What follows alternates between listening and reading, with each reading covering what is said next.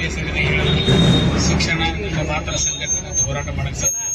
So ಆ ನಿಟ್ಟಿನಲ್ಲಿ ಜಾತಿ ಮತ ಪಂಥವನ್ನು ಮರೆತು ಸಮಸ್ತ ಭಾರತೀಯರೆಲ್ಲರೂ ಸಹಿತಲು ತತ್ವವನ್ನು ಪಾಲಿಸಿಕೊಂಡು ಭಾರತ ಸಂವಿಧಾನದಲ್ಲಿ ಕೆಲಸ ಮಾಡಿದಾಗ ಮಾತ್ರ ನಾವು ಭಾರತ ವಿಶ್ವಗುರು ಆಗಲು ಸಾಧ್ಯ ಇದೆ.